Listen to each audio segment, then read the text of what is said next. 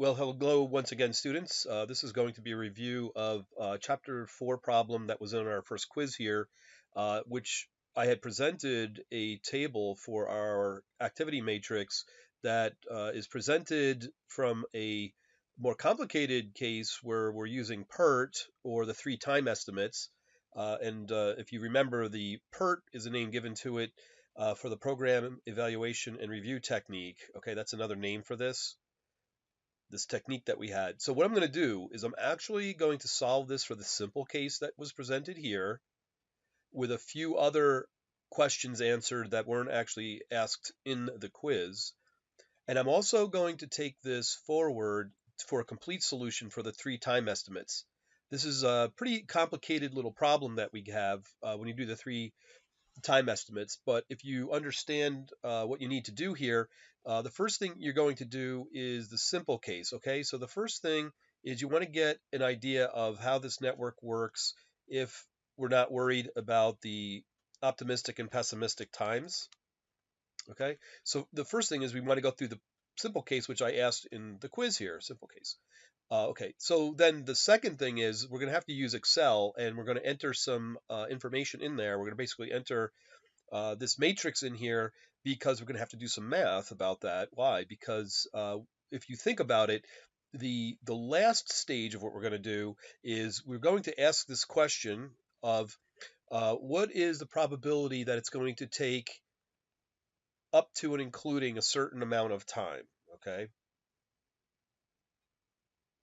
What we're going to do is we're going to end up finding what the expected value or the estimated or expected time through the network is going to be.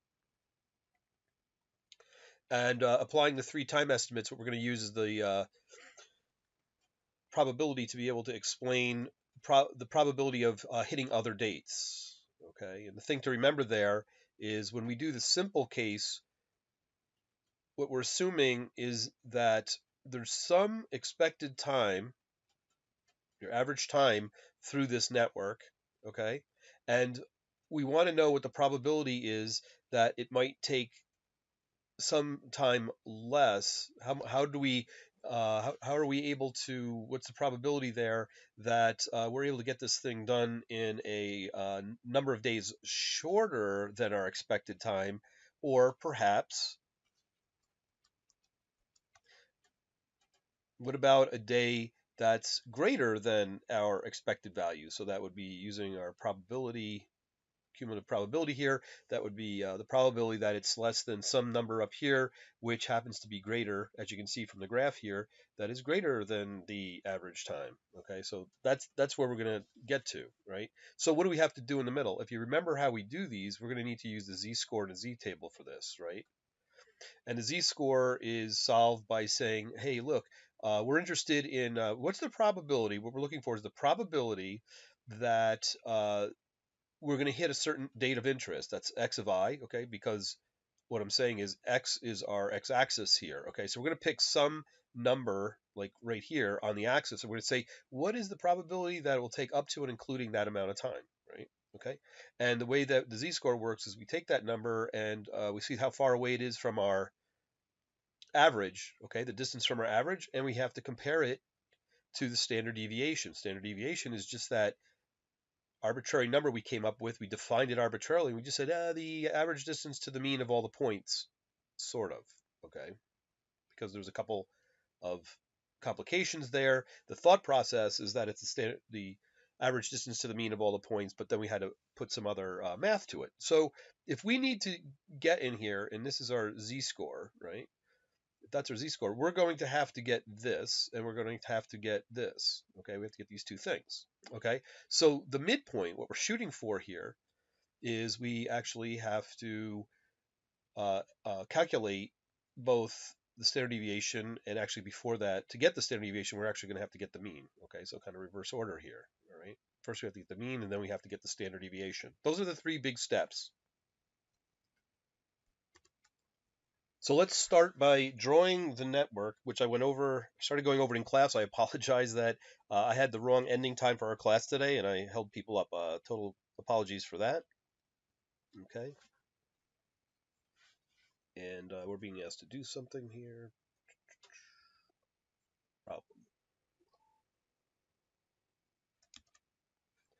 Okay, so we're going to draw, the first thing is to draw this circuit or this network that we have. It's not a circuit, it's actually a network, from the front to the back network. Okay, so we start out with, let's try to space this. We need to give ourselves a little bit of room. So that's 2, 3, 4, 5, 6,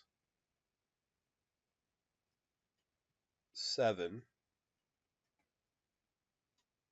8 wants to be here. I'm looking ahead a little bit here, but go ahead. I think you should take a piece of paper and draw this out for yourself. Make sure you're able to do this.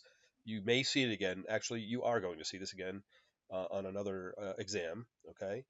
Let's see. So we have to get 9 in there. What's 9's dependent on 8, so we're going to put 9 here. 10's dependent on 7, like that, and then 11 is dependent on 9 and 10. Okay, so now I'm going to draw the circles around them. Let's put the times in first, then I'll draw the circles. I'm trying to keep this a little bit neat. So what did we have? The first activity takes 3 days. So I'm going to mark all these as 2 takes 2 days. The nominal numbers. I'm putting down the M numbers and Michael, the ones up here. Okay, so I'm putting in these. Okay, 3 goes to 5. 4 goes to 4. 5 goes to 3. Okay, so I'm putting in the times, right? If you look up at the table here, now 6 goes to 2. 7 goes to 8. That's a big activity. It takes 8. I think we're working with days here. 8 takes 4. 9 takes 4. 10 takes 4. And 11 takes 7. Okay? So it takes quite a while to get through that one, all right? Okay, I wanted to draw those numbers first so I can draw circles around these. Otherwise it gets messy, I have learned. Okay, so now I'm drawing those activity circles here.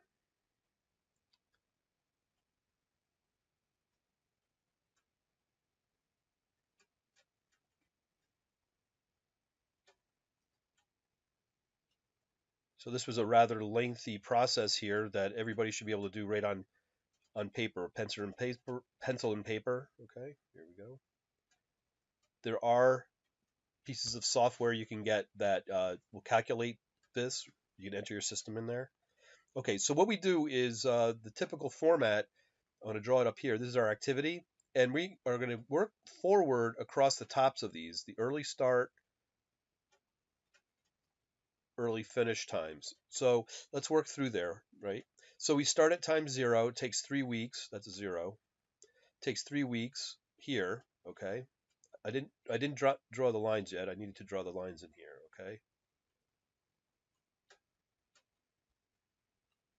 Okay, this shows the path through here. So what we should recognize first is that there's 3 paths. There's a northern route, there's a middle route, and there's a southern route through this. Okay, so I'm going to continue with this. If the first process starts at 0 time, it ends at the third week. I think it's weeks on this. Let me just take a quick look up here. Do you know?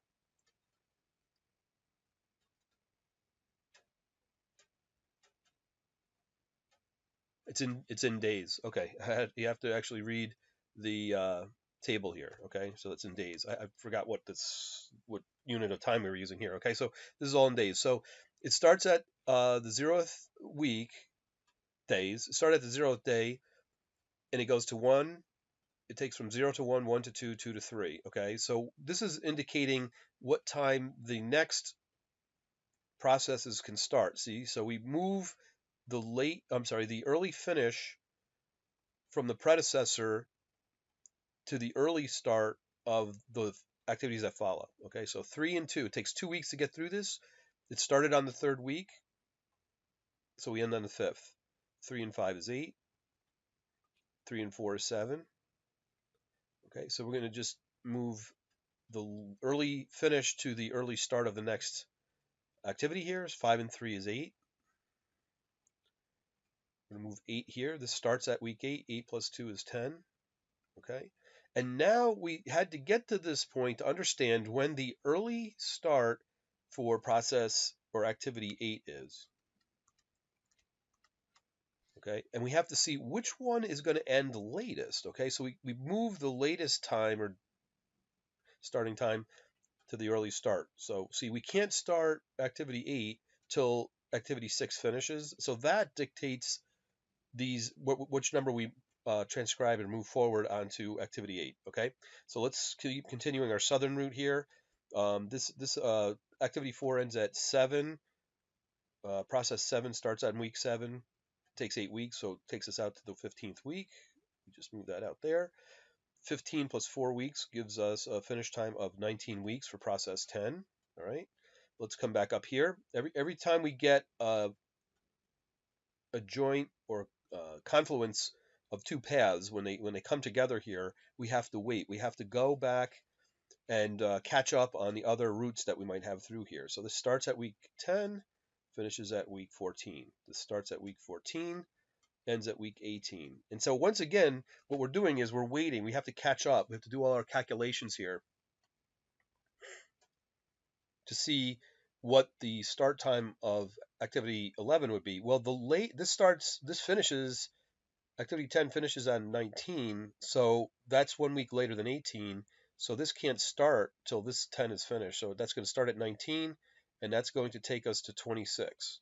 Okay, so that is going forward. Now, what we want to look for through here is what the critical path was. And we could see that the southern route dictated that. At the final confluence of two paths combining here, we ended at week 19 here. So the southern route is actually dictating our critical path. Remember, the title of what we're working on is the critical path technique or method.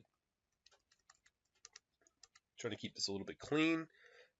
What I think I might have to do, I'm looking forward here. Okay, so our critical path. Yeah, I can't grab them. I need to use some smaller numbers as we go forward here, but it takes us 26 weeks to get through there. Okay, so the question was draw the network using the M values, which I did, and complete the early and late start finish times. The early start, early finish, late start, late finish using standard CPM nomenclature. We should recognize right away that the longest path through here takes 26 days. Okay, so that's the critical path dictates it is down here. Okay. Okay, now that we found that, what most people did not accomplish was working backwards. So now we're going to work backwards this way. And what we're going to do is add in the late finish and late start. Now, what's the difference between these? Many times, or all the time on the critical path, what you're going to find out is that the early start, early finish is going to be identical to the late start, late finish. There's just no wiggle room in the schedule there, right?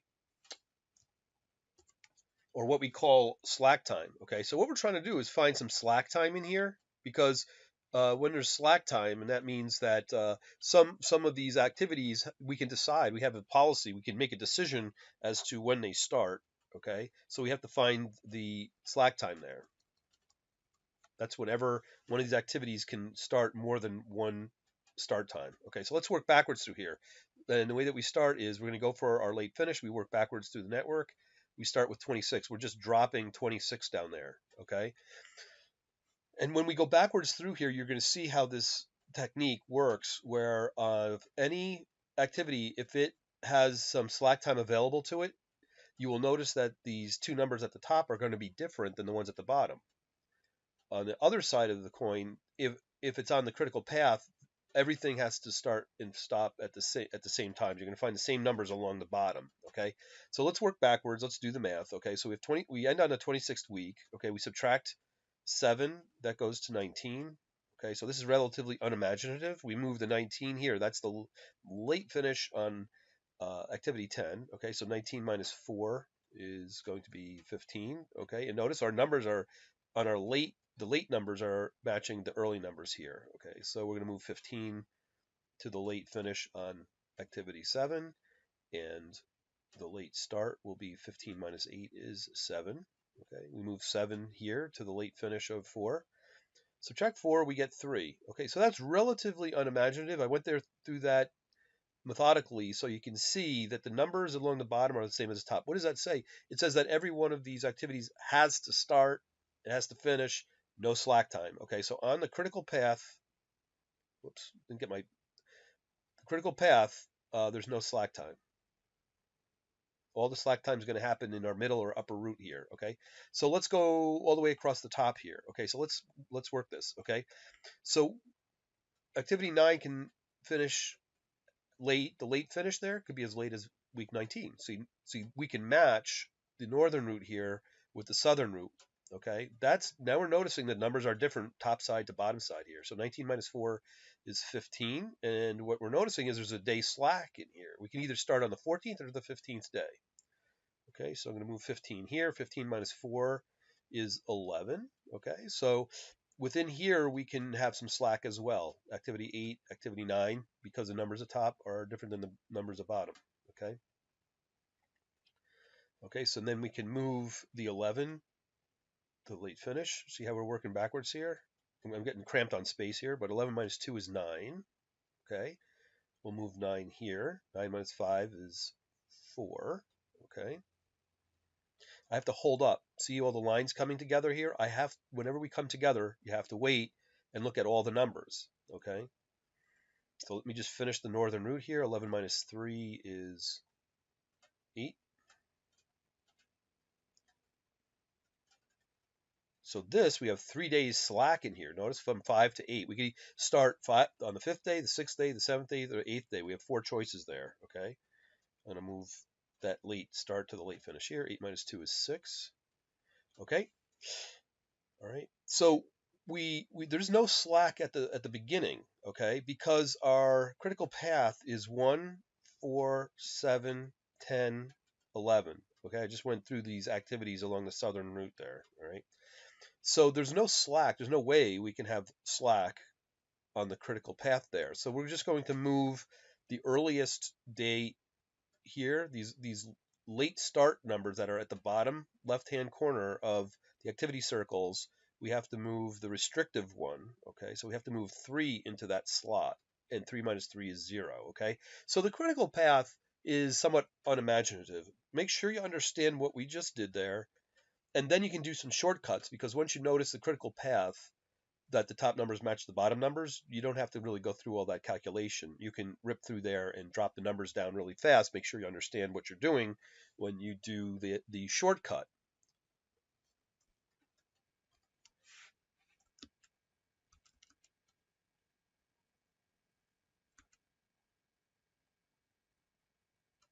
Okay, so the other parts of the question here, we just answered. What is the critical path? We named it. And how long will it take to complete the project? Fine. Okay, so we named the path. We know that this takes 26 days. There should be no doubt about it. What is the critical path? We know that it's 1-4-7-10-11. Okay, just write that in there for completeness. We've got that. Okay, now where I had left off on these questions is let's talk slack time. Okay, so let's investigate what's going on with the network down here. What does slack really mean? Okay, so the activities that show slack, let's list all the activities that have slack, and you can look at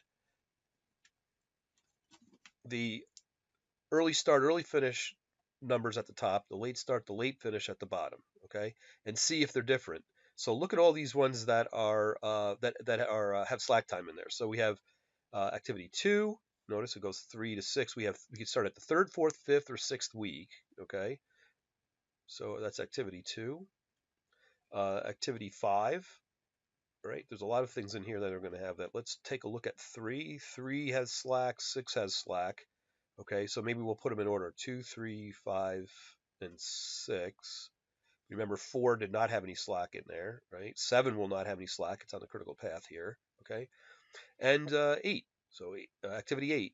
Okay, so let's ignore that. We cleaned it up a little bit. Activity 8, 9 even has slack time in there. So all of these have slack. And so what does that mean? What we're basically saying is on our timeline, okay, if we drew a Gantt chart, we would draw it horizontally like this, and we would say that activity 1 takes 3 days. Okay, starts at 0.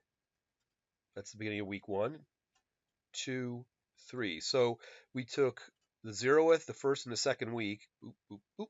That's the 3 weeks that we took, and we're waiting. We're all done, ready for the third week there. Okay, that's how the format that we use works. Okay, and as soon as we get to that point, then we can start 2, which is 2 weeks long, like this. So this is 2. So we see we have to wait. This is the dependency that we have here. Okay, we could start 3, which is 5 long. 3, 4, 5. 1, 2, 3, 4, 5. It's 5 days long.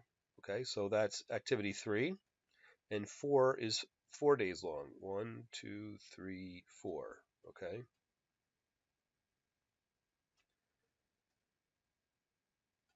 Now, as soon as we start, as soon as we finish 2, we can. This is process 4. What happens is because 4 is on the critical path. If you look at the slack time that we have, all right, where does this all come together? If you notice that the northern and middle routes all come together at the end, and we're comparing the times with the southern route there. This is a slightly complex version of where the slack time is, but let's just pick a few routes here. Okay, so 2, 3, and 4 depended on 1. If we go back up to here, you can see 2, 3, and 4 depended on of activity 1. Control Z. That's where what we're showing here. We're showing how the networks with the bubbles here. We use a bubble diagram to show it, but here we're using like a Gantt chart. So this is something like a Gantt. Okay, and on a Gantt, time goes along the x-axis here, and it's marked off in days like this. Days. All right, and so you don't start an activity until the predecessor is finished. So we can start 2, 3, 4, just as we said. As soon as 4 is done, we can do activity 7, which is 8 weeks. 1, 2, 3, 4, 5, 6, 7, 8. Okay, so that was 7. That was activity 7. And then as soon as that gets done, we can do 10. I'm just going to mark it down here, and 10 goes 4. 1, 2, 3, 4. Okay, and we know that we can start all of these numbers. 1, 2, 3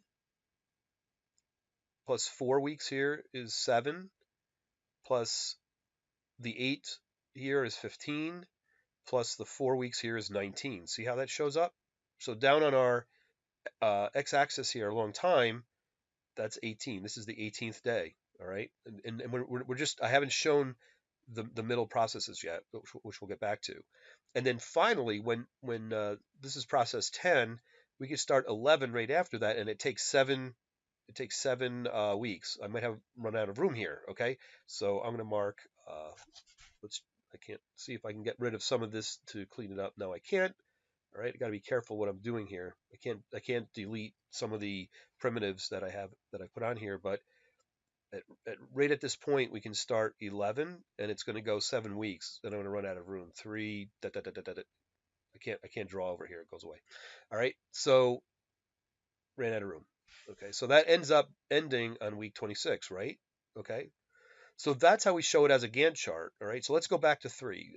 3, because of the way that this all works out, we could start 3 either week 3 or week 4. And so you have to decide, is it better to start things early, maybe to hedge and make sure if there's some risk involved, that if something goes wrong, you have an extra week in here to deal with it?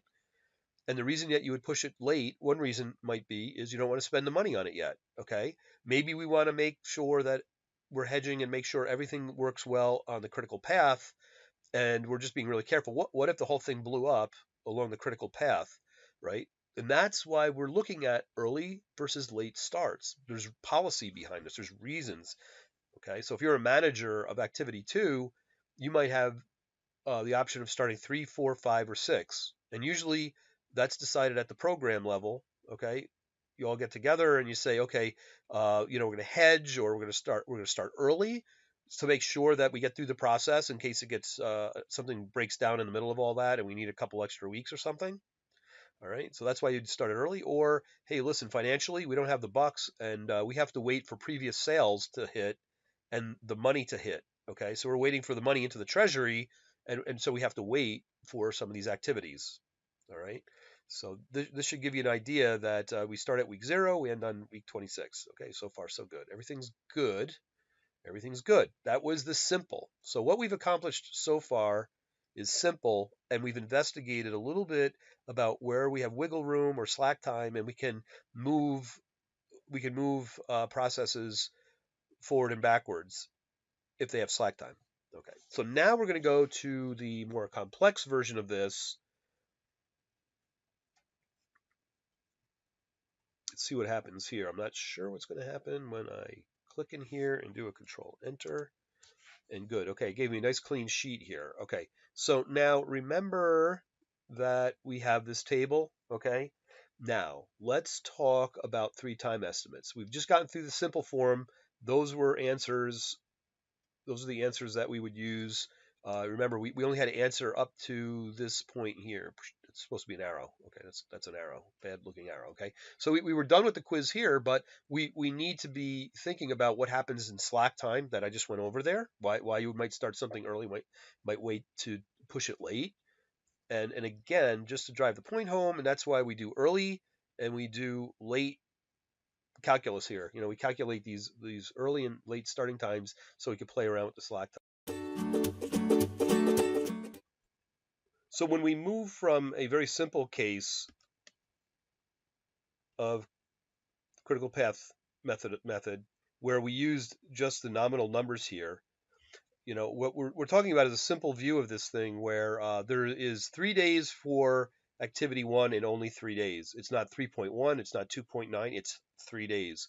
And when we start making these estimates where things could end up happening between 2 and 4 days, between our optimistic and our pessimistic, what we've done is we've actually created the random variable version of what we're doing. Okay, so a random variable that we're working with is not dictated by some absolute point in space. Okay, so we're not naming a point in space. What we're saying is that within some range of probability, the output is going to occur. That's what we've moved into the realm of a random variable is.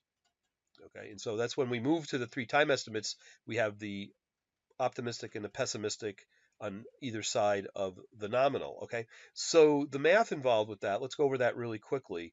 We're going to be able to, or we're going to be wanting to use the z-table, so we're going to need a z-score for that, right? So what's our z-score function is what is our point of interest, how far is it from the mean, and let's compare it to our yardstick, which will be the standard deviation. Remember, the standard deviation is something arbitrary. It's the average distance to the mean of all the points. Okay, right? And so the z is going to equal to this. So we need to be able to calculate the mean, and we need to be able to calculate the standard deviation. And in these types of problems, we're given a simplified set of math. Okay, and so to calculate for any one activity, the average time, the expected time for that activity is a weighted score.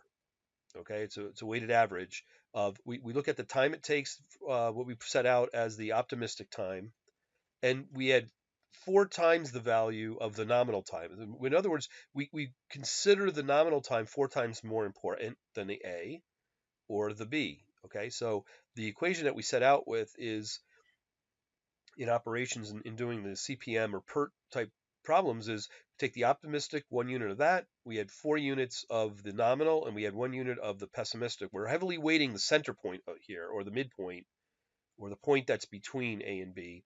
And because we have 1 unit here, we have 4 units here, we have 1 unit here, we divide the whole thing by 6. Okay, so for each of the activities on the critical path, now that's one of the things that we're going to be working with. Our critical path was 1, 4, 7, 10, and 11. Okay, so we only have to worry about those activities when we're making these new calculations for the expected time through the network. Okay, and so the a corresponding approach to the standard deviation, we're going to end up using for each of the critical path activities that we had.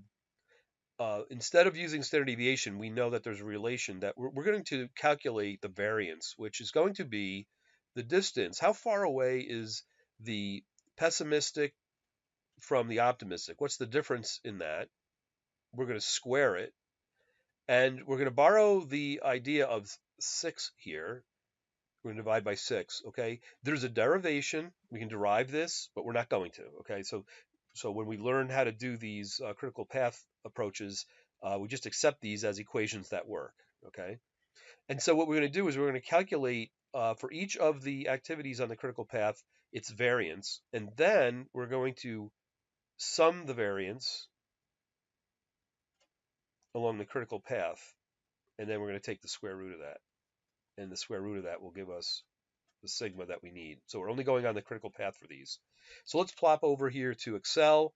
We're going to run out these calculations really fast here. So the average was 1 unit of the optimistic plus 4 units of the pessimist of the mid-range or the nominal number plus 1 unit of the pessimistic here, and we're going to divide that by 6, very arbitrary 6 there.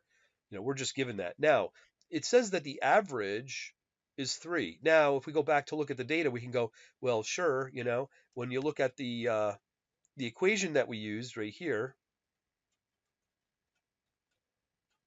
you can see that our weighting is distributed around the midpoint symmetrically, okay? And so when we go back to our table, you can notice that 3 happens to be smack right between 2 and 4. There's one day separating the nominal from the optimistic and 1 day to the pessimistic. So when you go through that complicated weighted average, you're going to come up with the midpoint. Remember that.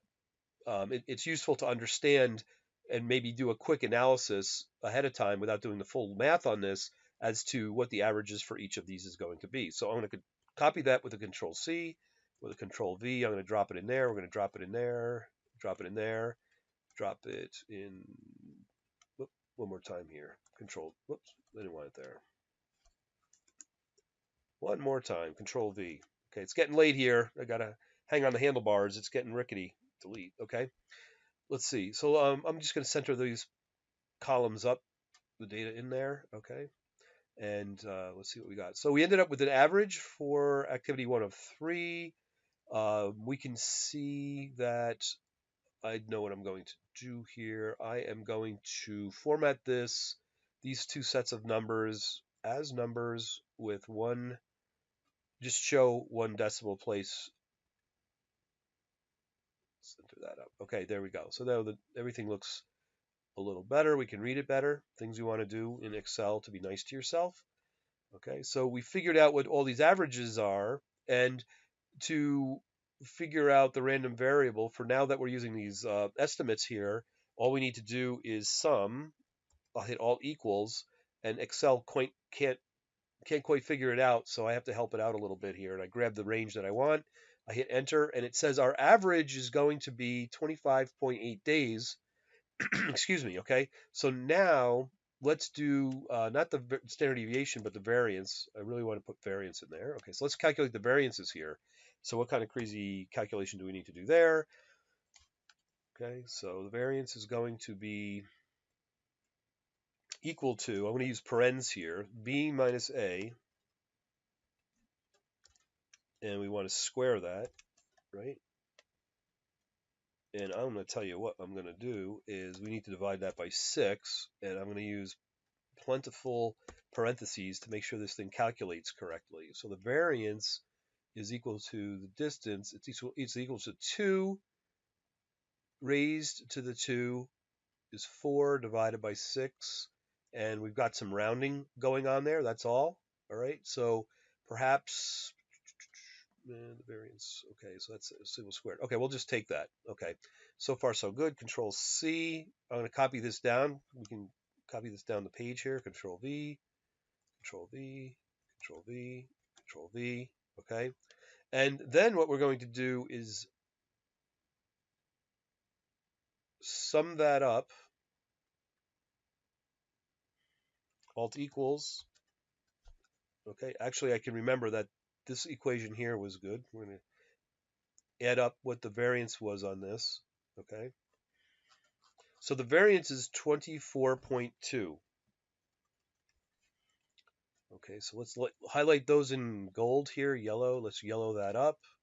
What I might do is, it's still looking a little blank there. Actually, that didn't take. Let's paint those orange, paint these yellow. Okay, that's just for our eyes, just pure visibility here. Okay, so, all right.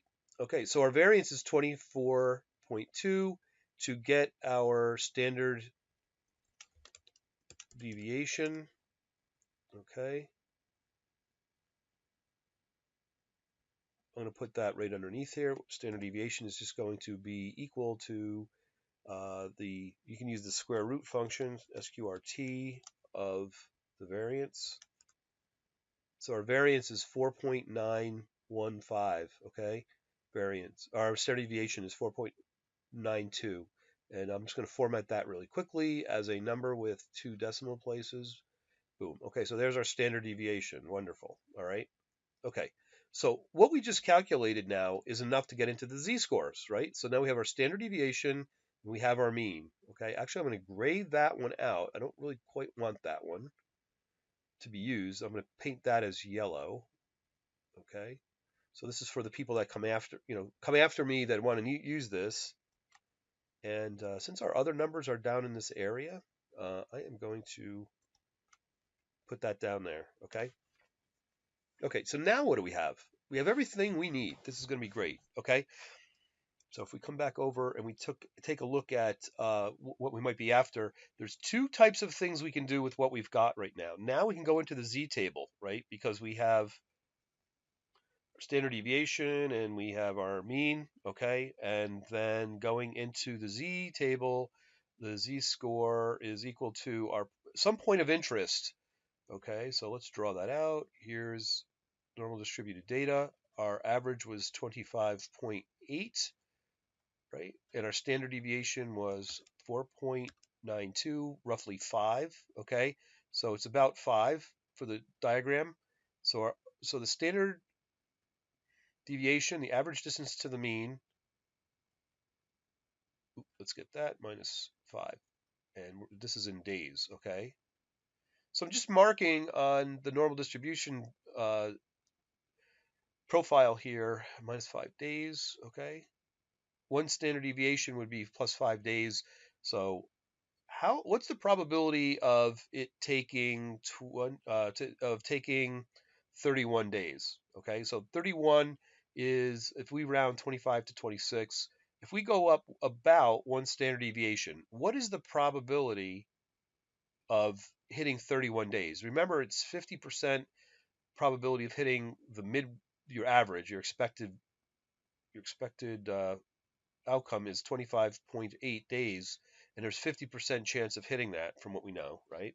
So what's the probability of hitting 31 days? Well, if we only had a z table, well, here's a z table that I built into Excel. You can do that, okay? And so we want to look at, let's go into there with our point of interest would be, I'm arbitrarily picking 31 days minus 25.8 is our mean, and divide by 4.92 is our sigma. Okay, so we want to see how many sigmas, how many standard deviations our point of interest is away from the mean. Okay, we're going to use Excel to use that so we don't lose any precision. Let's come back over here. Okay, and now that we have the mean and the standard deviation, I want to do a point of interest, which is a point of interest, I'm going to call it, of 31 days. Okay. And I'm saying, if we quote the customer 31 days, what's the probability of hitting that, right?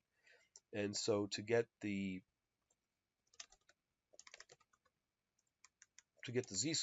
z score of that, right, is going to be equal to, I always use parens to save myself, 31 minus the average over the standard deviation. And our z is 1.05 standard deviations. That means we're above the midpoint, above 25.8 by 1.05 standard deviations, okay? So let's go into our table. Let's go work the table here. Go to the table. We need what did we say? 1.05. Okay, so we're coming into the table with 1.05. our table I built, okay, so you can build one of these for yourself. This is Appendix G out of the book, out of the text, and I set up a z table here that goes from -4, a z-score of -4 to +4 in what increments, okay? So we're coming down the page here, we're incrementing by a tenth of a standard deviation, but then we have a finer resolution across the top with hundredths of standard deviation. So we needed 1.05. So we're going to come down the left-hand side here. We're going to find out where 1 point, and we have to come over to where it says 0.05, which is right there, okay? I'll hit it with yellow, okay? And that's our probability. It's 0.8531, etc., etc., etc. Okay, so that's the probability. If we turn it into a percent, what would that be? So let's make this equal to that star 100. That's how we get our percent. And I'm going to tell you something. What do we think? Where do we want to round to? Okay, so we're actually going to truncate this thing. I'm going to round this number to, let's just say 1 decimal place, comma 1. All right. So our probability is 85.3%. Okay, so it's 85.3% that we are going to hit it. Here's our diagram up here. It's coming up slowly. Actually, my computer is like doing something funny here. Okay, so we were approximately out here. 31 days on our normal distribution here is takes us out to 85%. Okay, now we're getting into a good territory where it almost makes sense to us from as business people that if we give an estimate that we're going to hit 85%. Okay, how do we decide? Let's say that we're going to go to the second case here. So the first one was we picked some arbitrary day to finish on, but what if we said the second case here we can work the other way and we can say let's make sure we always bid with 95%. Let's go to the Z table and let's find 95 or as close to it as we can find. And if you get it down into these numbers here, you see 0.95. Let's find, there's a 0.946. We round that. There's 0.948, 949. Actually, this cell that I grabbed here is about as close to 95%. There's 0.9505. And if you really look at it, these two numbers are about equal distance away from the actual number we're after. So what would we tell how many days would we tell our customers, so we're guaranteeing or assuring ourselves, not guaranteeing, that we'll hit 95. This 95% corresponds to 1.6 plus 0.05, so it's 1.65 standard deviations. Okay, so now we know 1.65, that's our z-score coming out of there, is going to be, here's the point of interest we're after, and our average is our average. We know our average, we know our sigma. Okay, so we just have to solve. Now we're going to solve for this.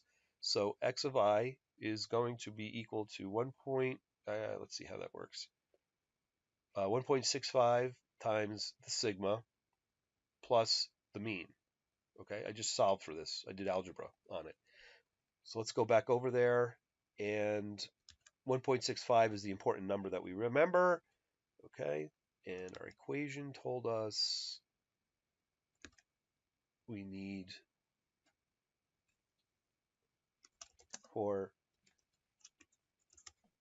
what's the day for 95%. So we're trying to figure this out, and that is going to equal our 1.65 times standard deviation. Use some parentheses. Use them abundantly so you don't come up with the wrong answer. Okay, it's going to be 1.65 times standard deviation plus the average. So we would quote the customer, if you want to round this, I mean, are you going to tell your customer that, oh yeah, sure, we're going to quote that we're going to get done in 33.94467. I mean, how many seconds does that come down to, right? We're trying to get a reasonable number there. What would we do? We would round up. We'd go, we're not going to tell them 33.9 even. We're going to tell them 34 days, right? So that's generally 34 days. That's a reasonable thing to put into your contract, okay? And so that's what we tell them, okay? So that is how it correlates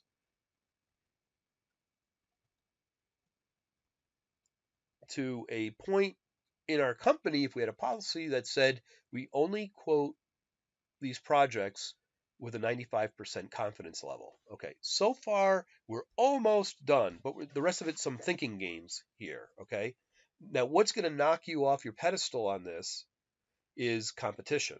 Okay, so what really is going to happen is you want the assurance. Our standard quotation would be for 95%.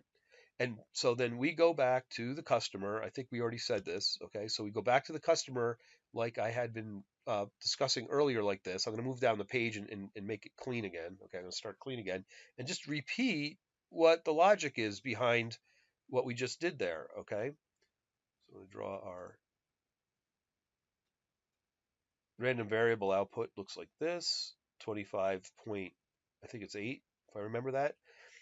And so what we said was our company policy is see if the customer will go for the date. So here's the date on the x-axis that corresponds to 95%, which we just calculated it out to be 34 days. Okay, so here's where in business things really take place. And they said, oh, we have a quote, all things are equal, but they're telling us that they can do this in 32 days. Okay. So that's what happens in the real world is you get downward pressure on this. You get pressure to get done faster. Every contract, it happens. I'd be very confident in saying in the real world, every contract has this downward pressure to get things done. You're trying to push the number shorter. There's a few reasons why suddenly a customer might reverse and they might say, "Oh no, hold off. We'll give you 45 days," and you're going to start wondering what happened there. What happened at the company? Why are they pushing it off? And for one thing, they might have a cash shortage. They can't pay you, so they're trying to hedge. They're trying to push it off, and so just think about what the reasons are why someone's trying to shorten the schedule or lengthen it. But for the most part, it's shortening. So I tried to flavor this up a little bit. Okay, so to make it real, because if we just presented the solution here as a really dry mathematical run through, you're missing all the very important, valuable information or scenarios that we're really working with. And that's what I try to draw into the teaching. You'll walk away with appreciation and you'll be driving harder at solving these yourself. Okay, so you have to be ready for this. I've done this with regard to our next round of exams, which is going to be the midterm. Okay, so we've taken a look at it from the simple version, the simple solution that was expected on quiz 1, and now you're expected to understand these two formats that we use in PERT. Okay, we're working with two outcomes here. One of them is given some arbitrary day, some x of I, that's an x, okay, versus a policy of some confidence, consistent confidence, some policy at a company. So I hope that helps, and you can breeze right through that now.